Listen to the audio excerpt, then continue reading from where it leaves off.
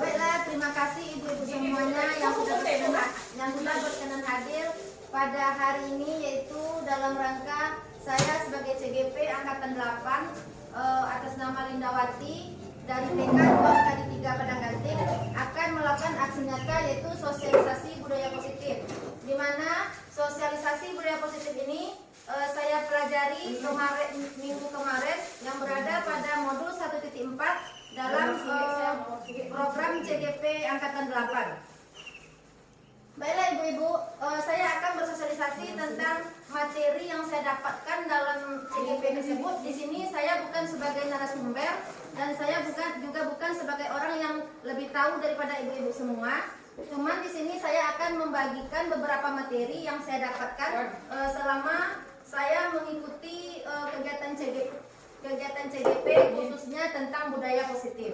Budaya positif di sini yaitu budaya positif yang dapat kita kembangkan atau kita terapkan di sekolah maupun di rumah kita terhadap anak kita sendiri. Budaya positif itu merupakan hal-hal ataupun kegiatan-kegiatan yang dilakukan di kelas dan di sekolah dengan menanamkan nilai-nilai kebajikan sehingga terciptanya lingkungan pembelajaran yang aman dan nyaman, di mana apabila kita mampu menciptakan suasana lingkungan budaya positif di dalam pembelajaran, maka kita akan menghasilkan anak yang mandiri dan bertanggung jawab. Bagaimana caranya kita menghasilkan budaya positif tersebut? Untuk mencapai budaya positif yang diterapkan di sekolah, maka ada beberapa poin yang harus kita lakukan. Yang pertama, disiplin positif dan nilai-nilai kebajikan. Yang kedua, motivasi perilaku manusia. Yang ketiga, hukuman dan penghargaan. Yang selanjutnya, posisi kontrol. Kemudian, keyakinan sekolah ataupun keyakinan kelas. Dan segitiga restitusi.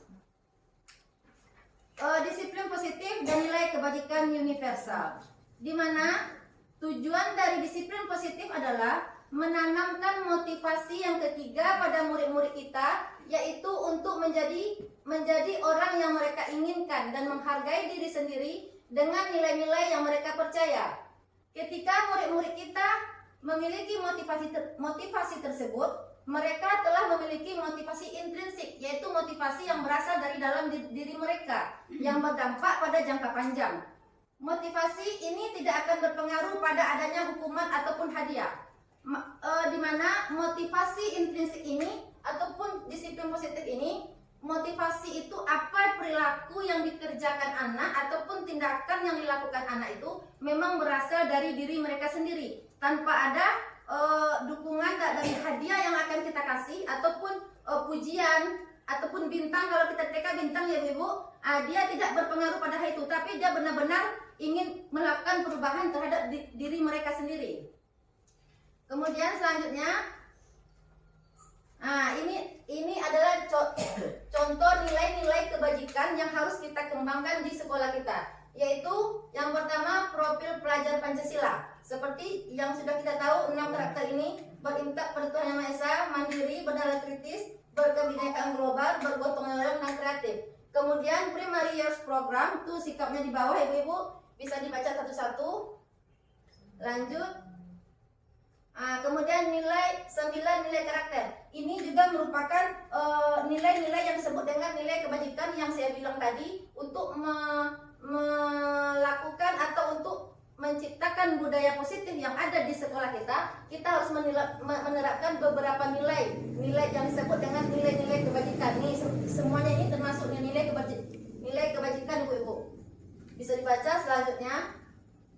Nih, ini juga masuk semuanya ibu-ibu. Nah, ini yang dikatakan tadi, disiplin positif itu apabila anak melakukan suatu kegiatan yang benar-benar berasal dari dirinya. Tadi dikatakan berarti dia telah melakukan motivasi yang ketiga. Ini dia yang ketiga ibu. Sekarang kita kaji dari yang pertama. Menurut Diane Gossen dalam bukunya Restructuring School Discipline menyatakan ada 3 motivasi yang ada di dalam diri manusia. Yang pertama, menghindari ketidaknyamanan dan hukuman. Yang kedua, mendapatkan hadiah ataupun penghargaan dari orang lain. Yang ketiga, menjadi orang yang mereka inginkan dan menghargai diri sendiri dengan nilai-nilai yang mereka inginkan. Sekarang kita coba pada diri kita sendiri. Kita biasanya mendapatkan satu kesempatan untuk mengikuti pelatihan dari atasan kita. Dari ketiga ini kira-kira kita yang mananya? Yang pertama, menghindari ketidaknyamanan dan hukuman. Mungkinkah kita melakukan kegiatan tersebut karena takut dana insentif kita tidak keluar? Nah, itu kita berada di tahap yang pertama. Berarti motivasi kita itu ada di tahap yang pertama. Kemudian kedua, mendapatkan penghargaan. Apakah kita mengikuti itu semua karena kita mau dibilang sama di kabupaten, wah Padang Kancing banyak sekali yang ikut. Nah, itu kita berada di yang kedua ini. Kemudian yang ketiga, menjadi orang yang mereka inginkan. Ada enggak ibu-ibu yang misalnya pelatihannya itu jam 8? Ibu-ibu takut terlambat misalnya. Jam setengah 8, ibu-ibu sudah duduk di tempat pelatihan tersebut. Ada? Siapa? Ada enggak ibu-ibu? Ada. Coba saya tanya sama Bu Iyas, apa yang mendasari ibu untuk datang lebih cepat dan duduk di depan di waktu kegiatan tersebut? Karena pengen dapat tempat yang duduk di depan, biar dapat mendengar tanpa ada hambatan yang terlalu banyak. Ya, alhamdulillah ternyata guru-guru kita banyak yang menjadi yang ketiga ini ya Bu ya, menjadi orang yang mereka inginkan. Berarti Bu Iyas sudah termotivasi dalam melakukan kegiatan pelatihan tadi, yaitu karena unsur yang ketiga ini, menjadi orang yang mereka inginkan. Berarti Bu Iyas ikut pelatihan karena ingin mendapatkan semua materi yang ada. Biarlah dia nunggu-nunggu sedikit, nggak apa-apa lah. Nah, selanjutnya kita masuk pada hukuman dan konsekuensi dan penghargaan. Nah, di sini ibu-ibu, apakah kita ada yang memberikan hukuman kepada anak kita? Apakah bedanya hukuman dengan konsekuensi? Apakah penghargaan boleh diberikan kepada anak kita? Nah, sekarang saya coba mau tanya, apa perbedaan hukuman dengan konsekuensi? Ada yang bisa jawab? Nah, kita kaji dulu hukuman. Yang jelasnya antara hukuman, konsekuensi, dan penghargaan. Kalau hukuman ini memang tidak bagus untuk anak kita, termasuk di sini penghargaan. Apa bedanya hukuman dengan penghargaan? Hukuman ini biasanya tidak disepakati antara anak dengan murid. Nah, tidak ada kesepakatan. Tapi kalau konsekuensi sudah ada kesepakatan dari keyakinan kelas yang sudah kita lakukan, maka apabila anak melanggar sebuah keyakinan kelas, maka akan dikasih konsekuensinya. Bukankah konsekuensi itu akan sama dengan hukuman? Kira-kira tidak. Kenapa? Karena hukuman ini biasanya akan bersifat fisik dan akan membuat anak itu merasa malu, anak akan merasa rendah diri. Biasanya di hukuman ini, misalnya ada anak kita terlambat terlambat ke sekolah, masuk ke sentra ibu-ibu ya, masuk ke sentra misalnya, karena dia lari-lari di luar, akhirnya dia terlambat nih masuk sentra. Kemudian gurunya bertanya, kenapa kamu terlambat? Tadi main Bu. Kenapa kamu main? Orang kan udah masuk. Iya Bu, tadi main. Sekarang kamu coba jongkok 5 kali. Apakah itu termasuk hukuman atau konsekuensi? Hukuman, karena itu telah bersifat psikis ya Bu ya, karena itu akan memberatkan anak. Tapi misalnya anak ini kita sedang bermain, misalnya kita bermain bola. Sebelum kita bermain bola tentu kita akan melakukan pemanasan biar otot anak kita rileks. Kemudian ada juga anak-anak yang terlambat. Bu, maaf Bu, saya terlambat. Kenapa? Bu, saya tadi maunya di belakang Bu. Saya main dulu di sana misalnya. Kok ada temannya? Kita kan udah masuk dari tadi. Iya Bu. Sekarang tahu nggak? Kamu udah terlambat. Udah. Sekarang kamu coba lari 1 keliling misalnya. Apakah itu hukuman atau konsekuensi? Konsekuensi. Ya, kenapa konsekuensi buat? Karena disepakati bersama. Ya, itu termasuk konsekuensi. Kenapa? Meskipun itu belum dimunculkan kesepakatan, misalnya di dalam keyakinan kita, di keyakinan kelas, kita tidak menyebutkan kalau terlambat nanti kamu harus berlari. Kita kan tidak ada yang tentu. Cuman sebelum kita melakukan kegiatan main bola, tentu semua anak akan kita ajak pemanasan. Maka itu akan disebut dengan konsekuensi, karena itu tidak akan merugikan bagi si anak tadi. Nah, itu disebut dengan konsekuensi. Betul. Ini lagi ya. Penghargaan sebagai penghukum. Kon mengemukakan beberapa pernyataan dari hasil pengamatannya. Selama ini tentang Tingkatna memberikan penghargaan yang nilainya sama dengan menghukum anak seseorang. Di sini saya juga merasa bersalah sama anak-anak ya Bu ya. Karena sebelumnya saya tidak tahu. Ternyata penghargaan yang kita kasih kepada anak kita ada nilai plus dan ada nilai minusnya. Apa minusnya? Minusnya sebenarnya ini sangat berat sekali bagi perilaku anak kita yang akan dibawanya sampai dia besar nanti. Saya selama ini mungkin Bu ada sekali saya memberikan penghargaan. Kalau kita di TK paling sering kita memberikan penghargaan, karena saya melihat selama ini kalau saya kasih anak penghargaan, anak akan bersemangat sekali ya Bu ya. Dia akan termotivasi sekali. Nah, kenapa? Ini dia penghargaan pengaruh jangka pendek dan jangka panjang. Kemudian penghargaan tidak efektif. Berarti penghargaan ini memang tidak efektif untuk anak diberikan. Kemudian penghargaan merusak hubungan. Kenapa merusak hubungan? Merusak hubungan di sini Ibu mungkin ya di dalam hubungan sosial. Bu Iyas mungkin saya beri penghargaan, misalkan saya beri penghargaan. Padahal ini Ibu Yeni juga bagus ini Bu Iyas. Jadi akan merusak hubungan antara Ibu Yeni dengan Ibu Iyas, Ibu Yeni dengan Ibu Guru. Nah, kemudian penghargaan mengurangi ketepatan, penghargaan menurunkan kualitas, penghargaan mematikan kreativitas. Kenapa penghargaan bisa mematikan kreativitas? Ya benar sekali. Ini penghargaan mematikan kreativitas ini bagi anak yang tidak mendapatkan penghargaan dari gurunya kalau kita di sekolah. Di saat anak tersebut padahal dia sudah optimal sekali, menurut dia sudah belajar ataupun menghasilkan kreativitasnya sebaik mungkin, namun dia tidak diberi penghargaan oleh gurunya, maka anak tersebut akan berpikir, buat apa ya saya harus seperti itu, saya tidak diberi penghargaan sama guru saya. Maka akan mematikan kreativitas anak. Kemudian penghargaan ini memang dianggap sebagai menghukum anak ya Ibu ya, karena dapat mengurangi ketepatan anak, kreativitas anak. Jadi kita di TK ini kalau menurut saya dari penghargaan ini, kita di TK ini harus mampu menilai seluruh karakter anak yang ada di tempat kita. Kenapa? Karena setiap karakter anak itu akan berbeda penanganannya. Jadi kita memberikan satu pembelajaran tidak bisa kita tuangkan kepada seluruh anak. Namun kita harus melihat dulu apakah karakter anak ini akan sama pembelajarannya seperti ini atau akan berbeda penanganan terhadap anaknya. Nah, itulah tugas guru TK, harus mampu memahami karakter setiap anak. Kemudian kita masuk lagi ke posisi kontrol. Nah, ini Ibu, penghukum lagi nih Ibu. Kita harus menanya pada diri kita, selama ini saya menempatkan posisi kontrol saya di mana?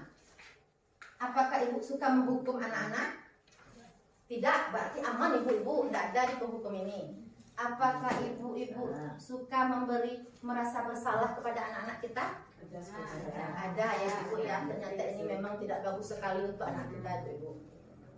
Ini mungkin tidak sengaja kita lakukan dengan kita berkata, tolonglah nak, Ibu awak jamawa, itu anak akan merasa bersalah.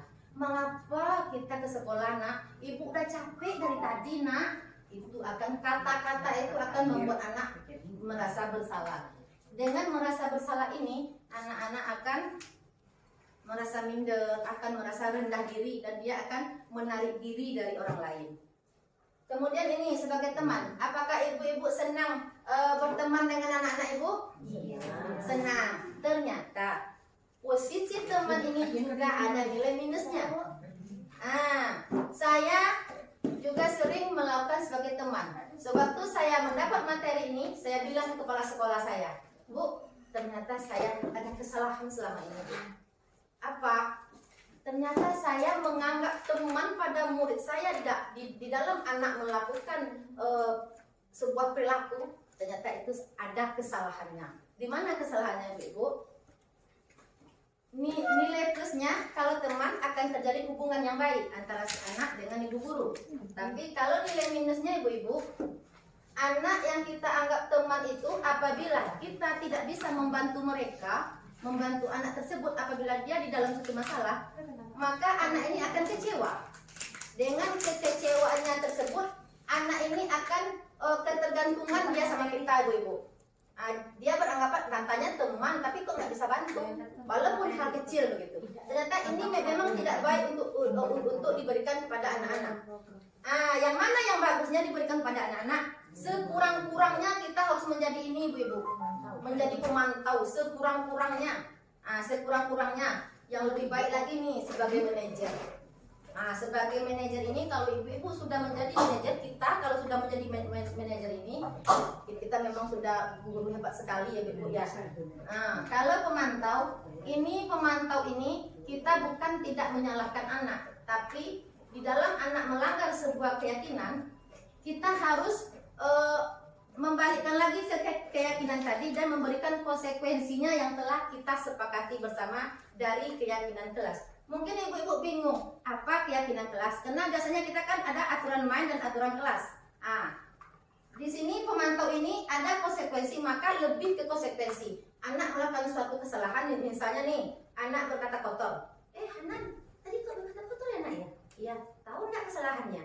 Tahu Bu, tadi saya berkata kotor. Kalau berkata kotor, apa konsekuensinya?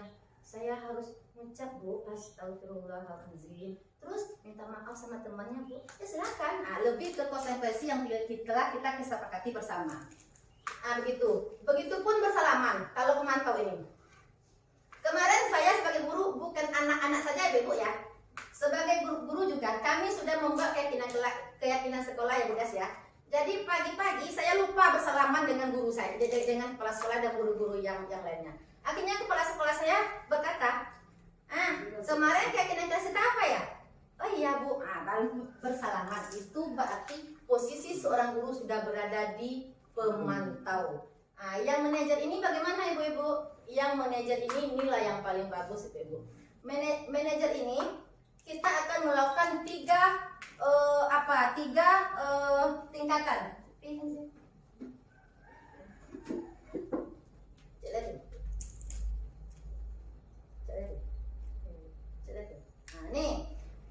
Nih ibu-ibu, kalau untuk menjadi seorang manajer, kita harus melakukan segitiga restitusi di dalam penyelesaian masalah anak yang berhubungan dengan pelanggaran keyakinan. Itu kalau keyakinan kelas itu lebih bersifatnya ke perilaku anak. Atau lebih baiknya saya jelaskan dulu tentang keyakinan kelas. Next. Ini ibu, keyakinan kelas itu apa bedanya aturan kelas dengan keyakinan kelas? Biasanya kita kan aturan kelas ibu ya. Saya biasanya juga memakai aturan main dan aturan kelas. Ternyata aturan dengan keyakinan ini bedanya kalau aturan itu dibuat oleh guru yang dominasinya oleh guru. Misalnya kita pagi duduknya di sini ya nak ya, nanti yang terpanggil langsung ke tempat ibu guru. Itu aturan karena bu guru yang memberikannya. Tapi kalau keyakinan kelas ini kita bersama-sama kita dengan anak. Kira-kira bahasanya lebih gampang dimengerti anak dan lebih universal, sederhana ya Bu ya. Contohnya begini, anak-anak kira-kira kalau kita pagi sampai di sini ya, kalau kita sudah duduk di sini ya anak ya, boleh nggak ya kita lari-larian? Nggak boleh Bu, kita kan udah masuk, berarti nggak boleh lari-larian nak. Nggak boleh Bu. Itu keyakinan kelas itu, berarti sewaktu kita duduk kita tidak boleh lagi berlarian di dalam ruangan misalnya. Mungkin itu yang disebut dengan keyakinan itu kesepakatan kelas yang kita lakukan di sekolah. Itu pun ibu-ibu, keyakinan kelas itu harus ada kata-kata setuju dari anak-anak kita. Harus ada kata-kata, tidak ada kata yang tidak setuju. Kalau tidak setuju berarti itu bukan keyakinan kelas, itu dinamakan dengan aturan. Tapi kalau semuanya setuju baru itu dikatakan dengan keyakinan kelas. Bagaimana cara menyusun keyakinan kelas ini? Aturannya dibuat bersama. Ya, ada curah pendapatnya dari anak dan dari guru. Bagaimana cara membuatnya? Ini ada saya praktekkan di sekolah saya, ibu-ibu, lanjut video itu. Nah, ini saya di dalam menerapkan keyakinan kelas.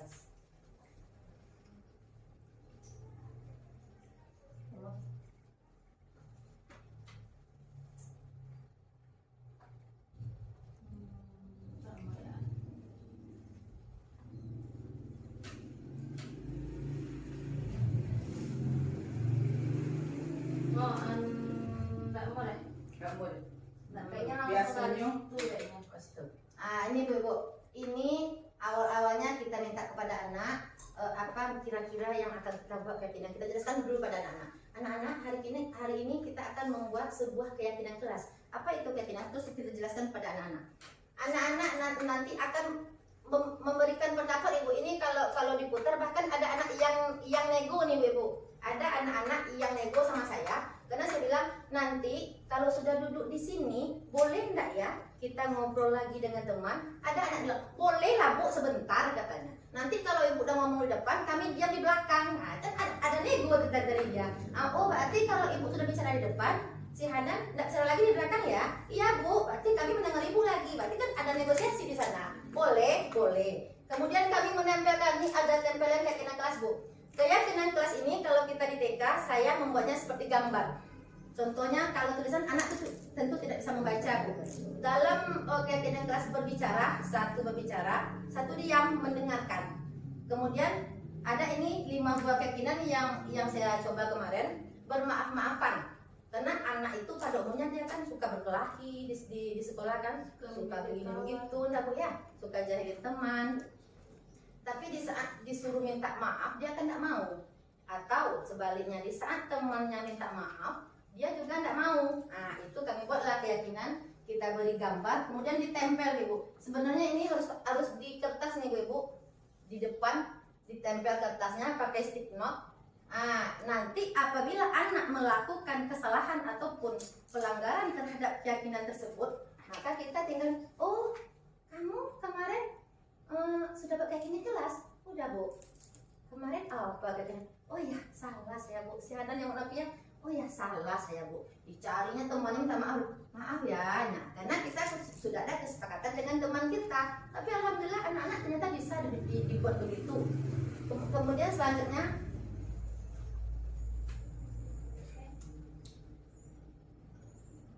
nah ini Bu. Di dalam anak melakukan pelanggaran terhadap keyakinan kelas tadi, maka kita sebagai posisi manajer, kalau kita sebagai posisi pemantau, kita dapat menghadapi anak dengan mengatakan seperti saya tadi, kemarin sudah pakai kelas ya? Udah Bu. Jadi konsekuensinya, minta maaf, dia langsung pergi. Berarti kita ke pemantau, kita tidak menyalahkan anak, tapi kita cuma memperingatkan anak. Kalau di segitiga restitusi ini, kita ini yang pertama kita harus menghadapi anak dengan tahap segitiga restitusi. Yang pertama validasi tindakan yang salah. Validasi tindakan yang salah ini, ibu-ibu, bukan menstabilkan dulu, menstabilkan identitas. Menstabilkan identitas ini kita tidak boleh menyalahkan anak. Contohnya begini, misalnya anak itu dia berkelahi, misalnya dia berkelahi sampai temannya menangis, itu kan kesalahan daripada perilaku anak, padahal temannya itu tidak sengaja misalnya. Jadi yang kita sebagai guru kita panggil. Segitiga restitusi ini ibu-ibu tidak boleh dilakukan di depan umum. Ini dilakukan antara anak dengan guru saja. Ini personal nih ibu-ibu. Ini personal segitiga restitusi. Nanti dipanggil anaknya. Kamu tadi ngapain? Oh iya Bu, Bibi bisa nggak diputar video?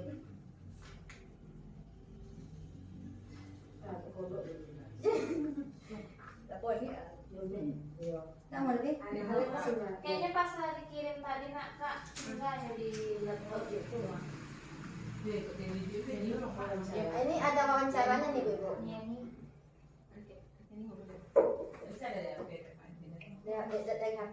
Atau ada video apa enggak ada Kak?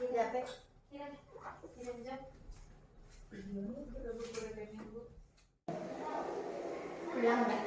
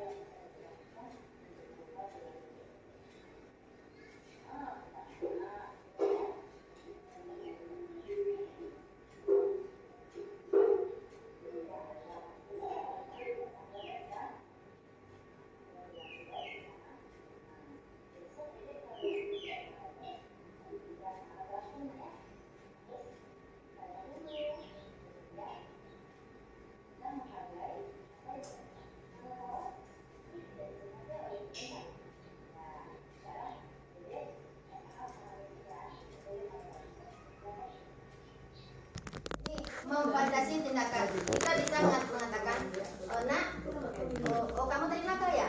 Iya bu, saya tadi mencubit si Arumi misalnya.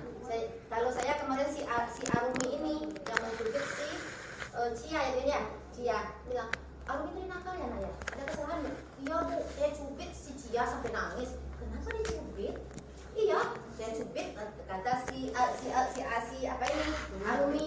Terus saya bilang, oh iya ya, berarti kamu nggak salah nggak kamu ya? Oh kamu nggak salah ya? Nggak salah dong bu. Berarti kita menstabilkan identitas kamu. Kenapa?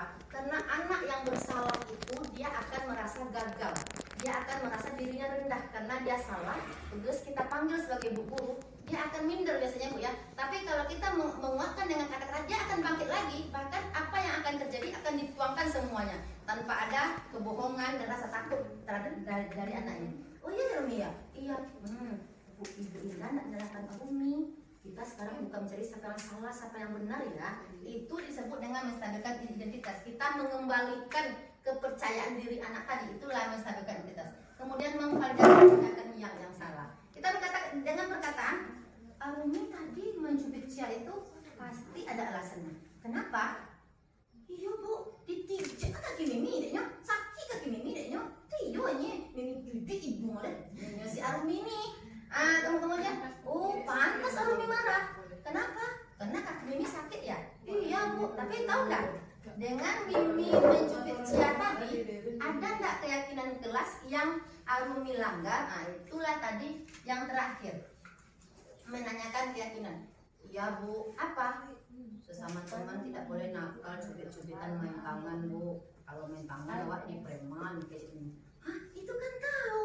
Jadi seharusnya Arumi harus bagaimana dengan kesalahan si Arumi tadi? Ini bu, saya nggak mau bu. Kenapa nggak mau? Nggak mau sama Cia bu. Cia yang salahnya nginjak kaki saya. Oh gitu ya bu. Nah kalau gitu juga marah nih.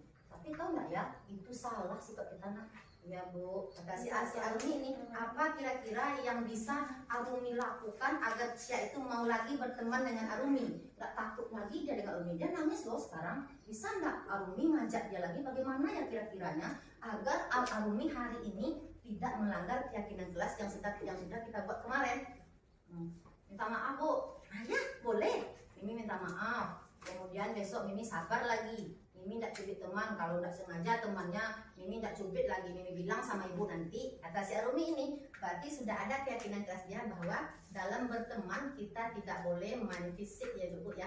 Kita tidak boleh tidak menghormati sesama teman kita. Nah itulah yang disebut dengan segitiga restitusi.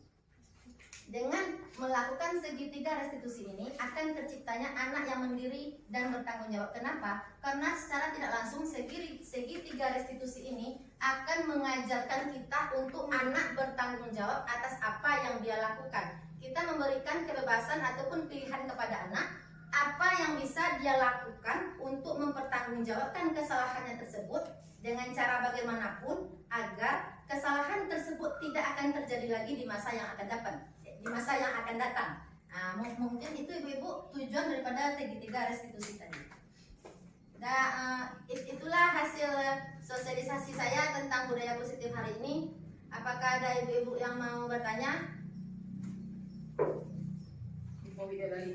Iya. Nah,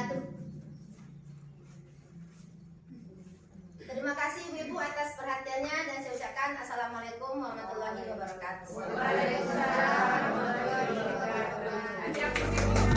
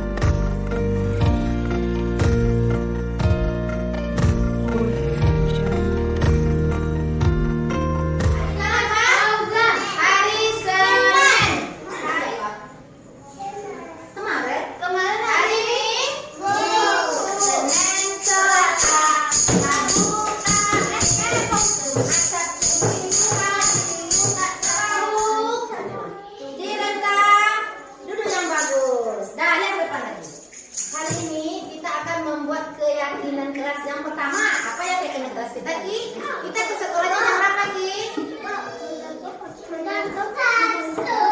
Jam? Kata Iki, kita ke sekolahnya jam 1. Kita jam 1 kita ke sekolah. Pulangnya kita jam 11. Jadi kita ke sekolahnya tepat waktu. Nih, Ibu sudah ada gambarnya nih. Ke sekolah tepat waktu jam berapa? Jam 7. Karena kalau jam 9 kita ke sekolah, kita sudah masuk. Sepakat?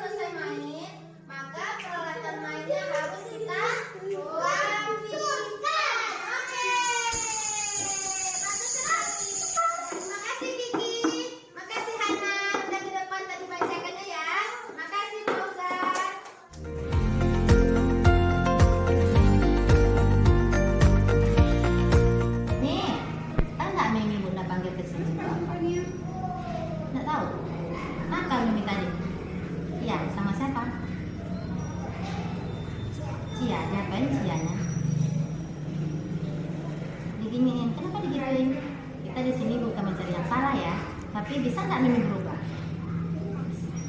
Mimi dipincang pasti ada alasannya kan? Nah, kenapa? Oh, digituin juga. Nah, pantaslah Mimi marah ya? Makanya Mimi balas ya? Gituin hidungnya? Ya, karena Mimi marah, Mimi gituin juga hidungnya. Untung nggak Mimi cubit kuat-kuat ya? Bisa nangis dia kan? Kira-kira apa yang bisa Mimi rubah ke depannya supaya Mimi tidak begitu lagi? Berarti Mimi sudah melanggar keyakinan kelas kita ya? Keyakinan kelas kita berteman harus apa? Bagus, sikap baik, kemudian saling menghormati dan saling menyayangi. Berarti Mimi telah melanggar keyakinan kelas kita dalam berteman. Bisa nggak Mimi berubah? Bagaimana caranya ke depannya? Mimi harus minta maaf, kemudian bermain bersama. Bisa nggak Mimi menyayangi teman Mimi? Bisa nggak Mimi menghargai teman Mimi dengan cara bermain bersama ya? Bisa berubah besok nak? Oke, makasih. Dedek tahu nggak ibu panggil ke sini? Hah? Kenapa? Hah? Kata Ibu Nopi tadi Dedek berkelahi ya sama teman. Iya, sama siapa? Diapain Miminya? Dicubit. Kenapa dicubit? Sekarang kita bukan mencari siapa yang salah ya. Sekarang Dedek mau berubah enggak? Mau enggak berubah perbuatannya menjadi lebih baik lagi? Mau? Mau. Dedek mencubit Mimi tadi pasti punya alasan. Kenapa Dedek cubit Mimi tadi? Oh, diinjaknya kaki adek. Terus? Terus Dedek cubit dia. Sakit ya kaki adek diinjaknya. Pantas ya Dedek marah ya, karena kaki adek diinjak Mimi. Mimi itu sengaja enggak? Hah? Ya, sengaja Mimi. Pantaslah Dedek marah. Kalau ibu jadi Dedek, juga ibu cubit dia. Karena kaki kita sakit diinjaknya kan? Kira-kira Dedek melakukan kegiatan seperti itu, perilaku seperti itu, Dedek melanggar keyakinan kelas kita kan? Iya kan? Iya, apa yang Dedek langgar? Saling menghargai sesama teman. Berteman dengan semua Kereta api orang. tutut. Kira-kira dengan begitu Dedek mau nggak berubah? Mau. Apa kira-kira yang bisa Dedek lakukan untuk merubah perilaku Dedek ke depannya? Minta maaf. Kemudian bodoh sama Dedek. Bodoh sama. Ya, dilatih kesabarannya agar bisa berperilaku baik sesama teman. Besok Dedek kalau begitu teman lagi tidak marah langsung nak ya. Harus ditanya dulu. Kemudian kita menghargai apa yang kita katakan. Mana tahu itu tidak disengaja oleh Mimi kan? Nah, sekarang Dedek minta maaf sama Mimi ya. Dedek boleh main lagi. Silakan Dedek. Assalamualaikum warahmatullahi wabarakatuh. Nama saya Adelia, tingkat 3. Saya senang kali diajak komunikasi sama ibu guru. Saya tahu perbuatan saya itu salah. Saya akan merubahnya. Kenalkan, nama saya Sarifah. Saya murid TK. Saya senang sekali di TK. Saya senang sekali diajak mengomunikasi dengan bu guru. Saya jadi tahu perbuatan saya salah. Terima kasih.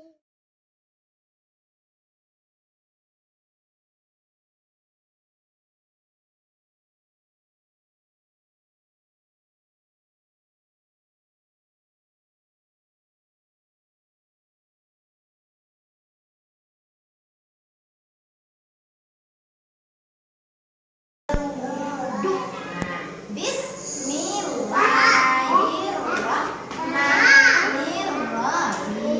Nah,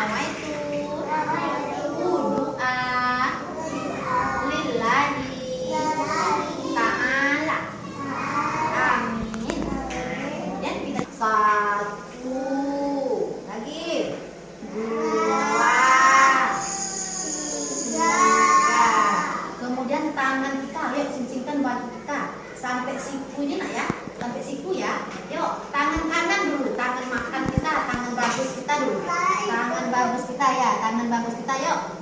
Dari ujung nih ya. 1, yuk. 2, 3. Yang kiri lagi. 1, 2, 3. Kemudian rumput lagi sampai rumput kita yuk. 3 kali juga. 1, 2, 3. Telinga kanan lagi. Telinga kita yang kanan kita ambil airnya. 1,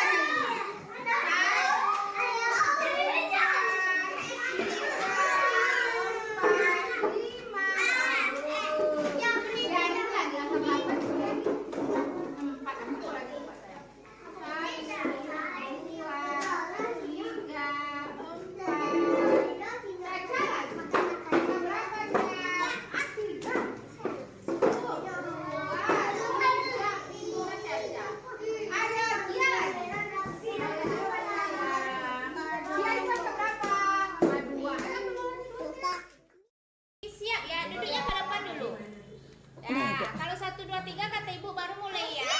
Jangan lupa bacanya ya. Sebelum kita main, kita baca doa dulu, tangannya ke depan. Doa, baca Bismillah.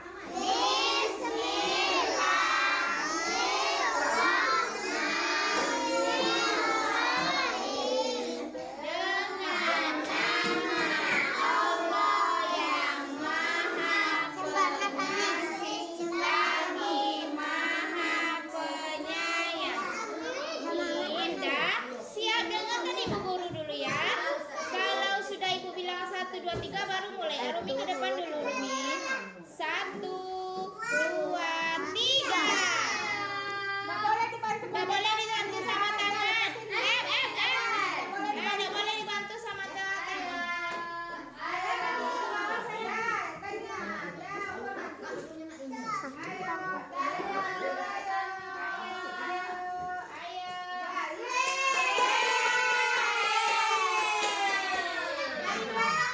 Belok, Bro.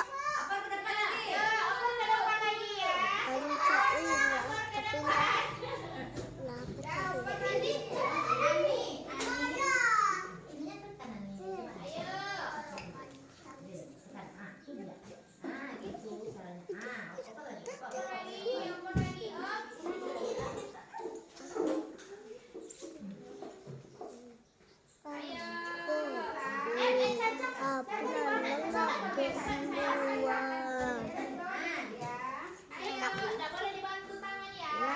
Nggak boleh dibantu tangan. Nggak boleh dibantu sama.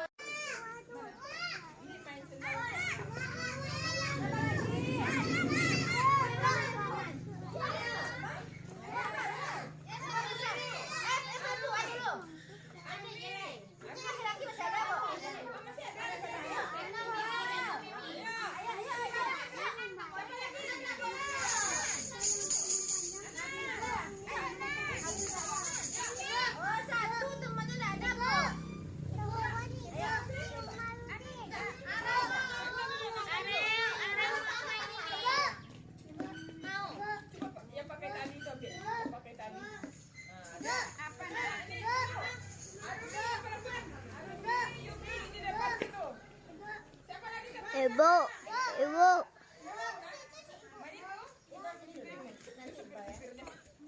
Sini, sini ah. Iya.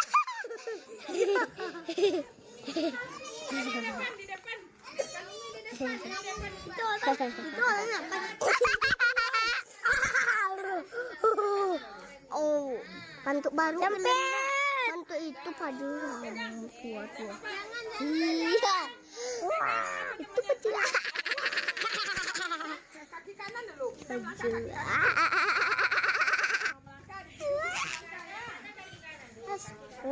Ora. Tidak. Awas, aku dulu. Jangan.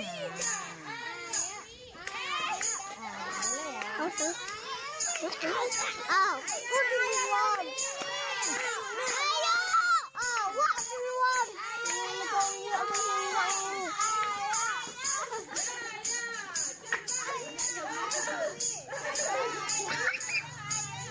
Kalah sado.